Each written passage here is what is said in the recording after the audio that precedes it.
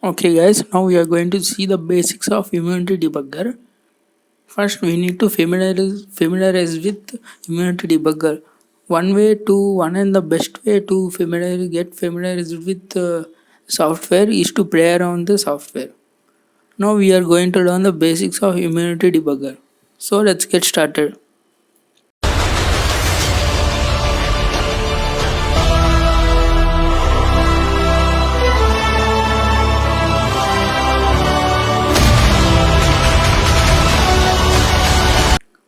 Now I have already installed this Windows XP machine. I have showed in this lab setup video. Now I am going to open it. Now this is the first interface you will see when open the in immunity debugger.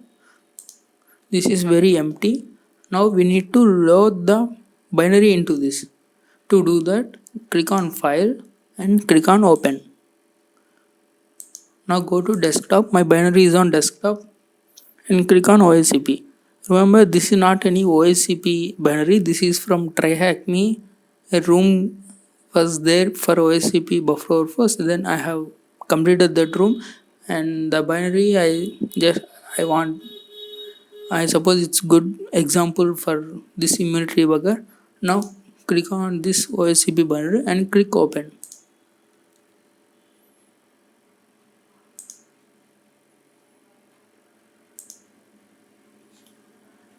Okay.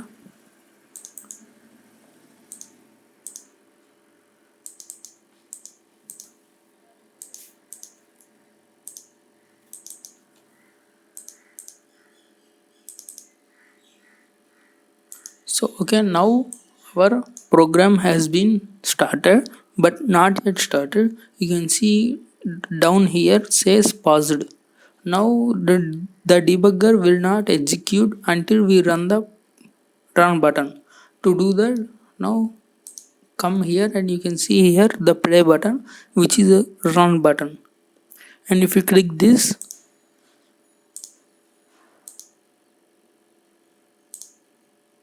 okay, now our program has been run. You can see the starting OSCP 1 server version. So this is our program and our program has been running successfully. And I'm going to close this and I open immunity debugger again. Now what I do is I will attach this immunity debugger to this process which is already running.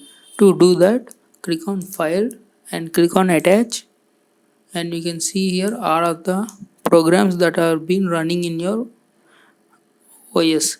Now if you can scroll down, you can see OSCP1 and click on attach to attach it. Okay, it's the same way. Now click on again run. Now you can see here there are 4 different panes. Let's break down each and every one.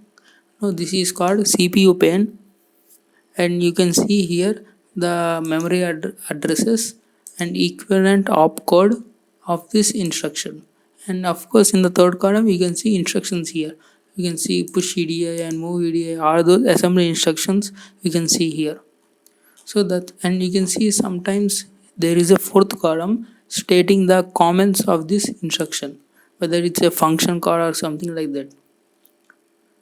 So this pane consists of the 3 main columns, which are addresses and opcodes and also assembly instructions.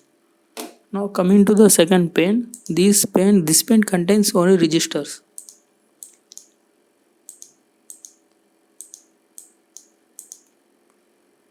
Okay, what did I just do? Okay, let me restart this program. Okay, now this pane consists of registers.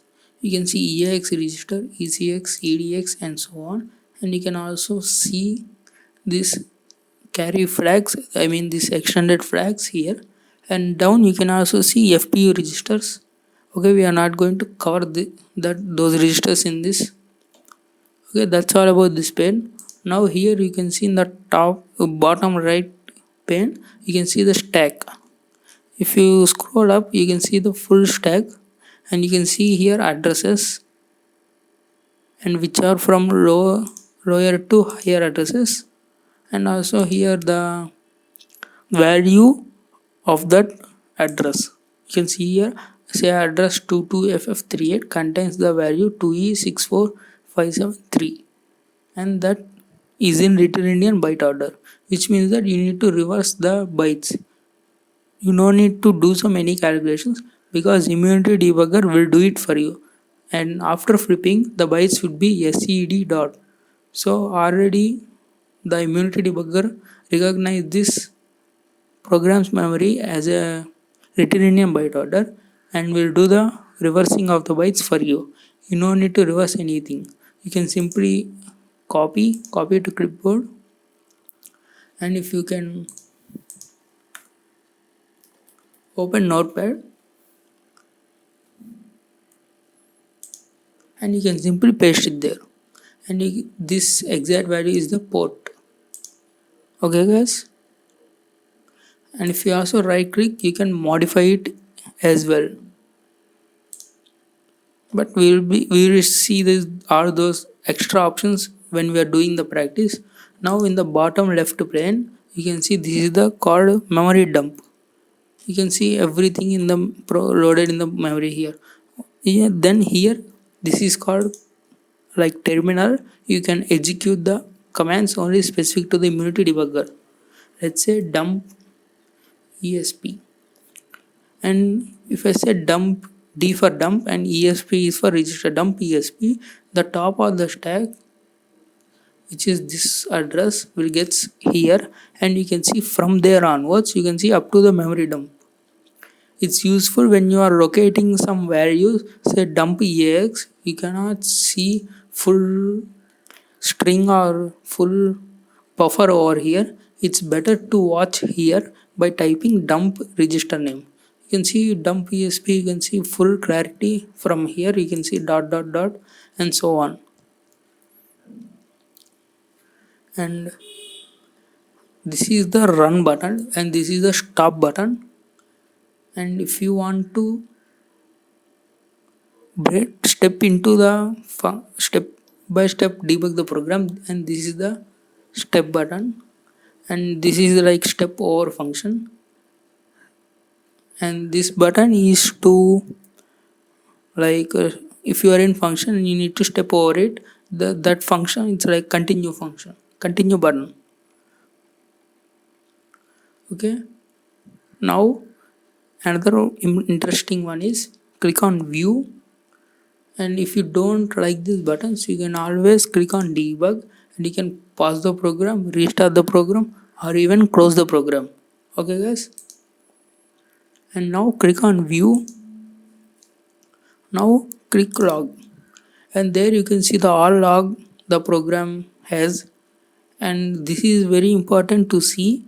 In future videos we will learn about the Mona module, and the Mona module, even if we execute any command of Mona, it will store in logs.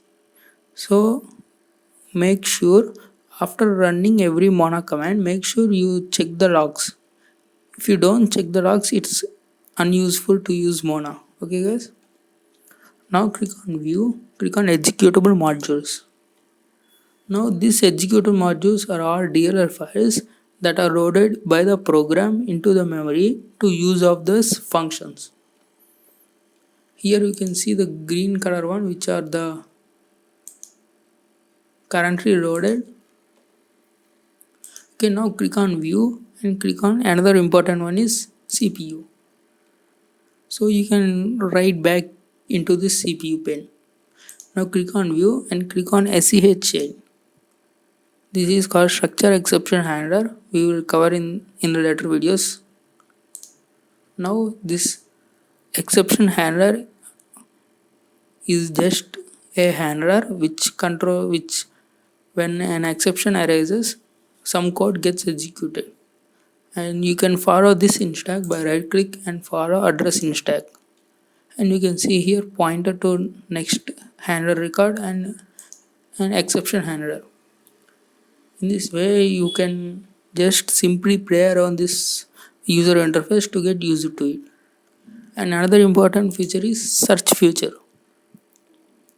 You can search for command.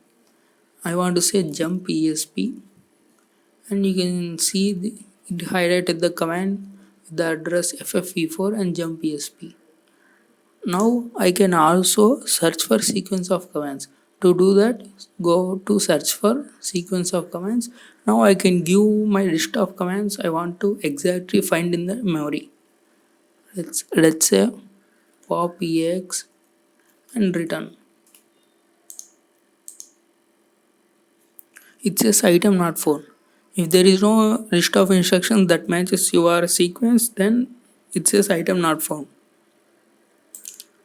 Now let's say another one.